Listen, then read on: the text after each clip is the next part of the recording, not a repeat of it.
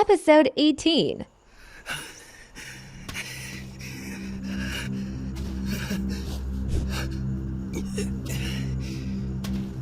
Quinn staggered where he stood, unable to take everything in. He couldn't believe what he was reading.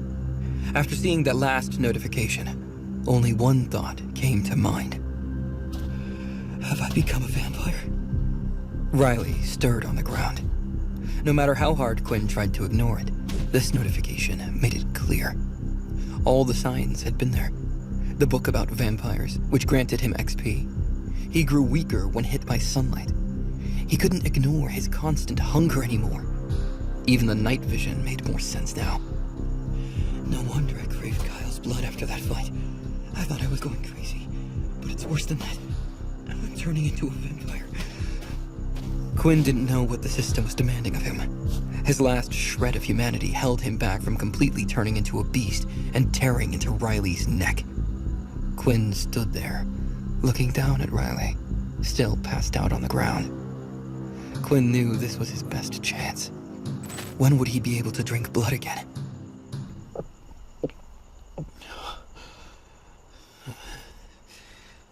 He gulped his saliva down, unable to stop salivating. Something drew him to Riley's body. He smelled his victim's blood. Quinn heard Riley's beating heart. Without realizing it, Quinn bent over Riley. He could see Riley's pulse beating through his neck. The blood flowed through those veins. The smell of blood from Riley's broken tooth was strong and intoxicating. A new notification appeared in front of Quinn, breaking his trance. You have received an optional quest. Drink the blood of your victim to absorb a stat point. Questions raced through his mind. He needed to know more before he took this plunge. How much blood am I supposed to consume? Would Riley die if I did this? Would Riley turn and become another vampire like me? Layla had been watching Quinn since he left the convenience store. When she saw him follow after Riley, donning the mask, she understood what he was about to do. She kept a safe distance while staying behind trees to avoid detection. It worked perfectly, allowing her to watch the whole thing unfold. Although Quinn's ambush had failed, he managed to win the fight with some smart thinking. However, nothing made sense to Layla after the fight was over. Quinn had grabbed his chest, falling to his knees. The expression on his face showed that he was in great pain. Layla debated whether to help him, but never reached a decision. Eventually, Quinn regained his composure. Then, she saw Quinn lift Riley's body slightly off the ground. Quinn's expression looked strange. Quinn wasn't gloating. He looked desperate. What is going on? He can't be planning to kiss him. What is wrong with this guy? The next moment, Quinn placed the unconscious body back down. He couldn't make up his mind. Damn it. In the movies, it looked so easy. Just the idea of sticking my teeth into someone. I just can't do it. Wait, maybe I don't have to. I could just make a small cut on his arm and lick it. Perhaps that'll do it. Layla needed to confirm what she was seeing. She crept closer through the bushes, but her foot landed on a small twig. It made a snapping sound. Quinn turned and looked around. What was that? Is someone watching me? In a panic that someone would find him, Quinn left the body where it was. He headed back to school. Layla didn't hear the twig snapping. She just saw Quinn suddenly leave. I wonder what that was all about. In the end, he didn't do anything. Was he really planning to kiss the other boy? Quinn hurried back to school, placing the mask into his shopping bag. He noticed that the ice cream he bought had already melted. It didn't bother him, though. The ice cream didn't look appetizing at all. This is my favorite flavor, too. Why do I want to throw up when I think about eating it? The hunger in his stomach couldn't be satisfied with food. He wondered just how long he would be able to keep it in check.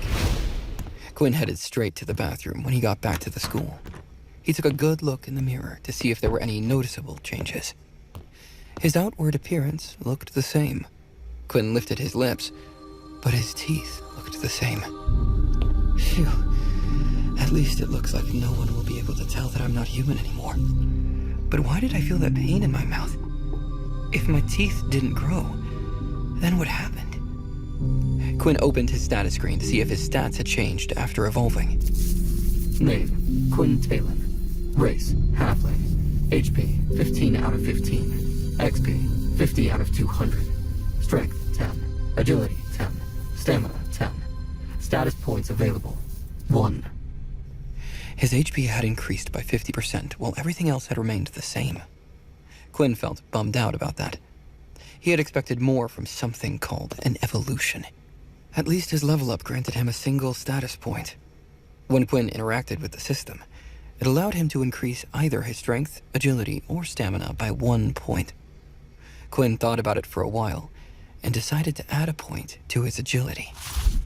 Agility, 11. Quinn considered increasing his strength in case he met more people like Riley, but he decided that he could overcome that problem with a good beast weapon. He didn't want to waste a stat point.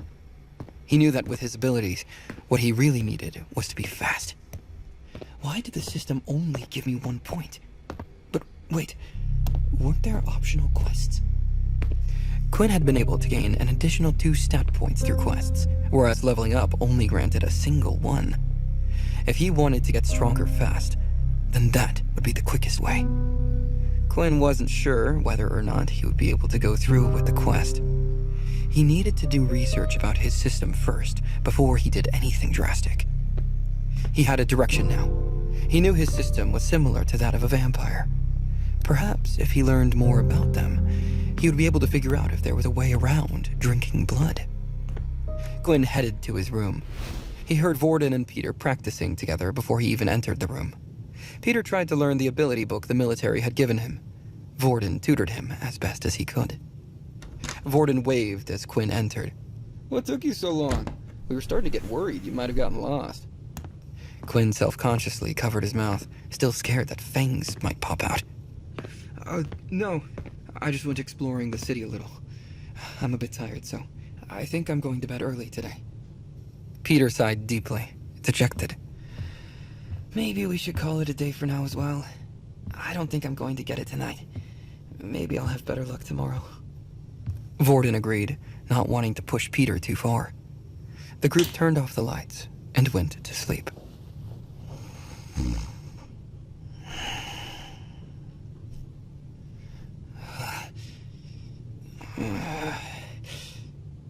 Peter and Vorden snored almost immediately. Quinn couldn't fall asleep, even though he was the one to suggest it. His stomach was in a tremendous amount of pain. Quinn's mind raced with gruesome thoughts. He only had a limited amount of time to solve his hunger. However, there was nothing he could do. The school's curfew began at 10 p.m.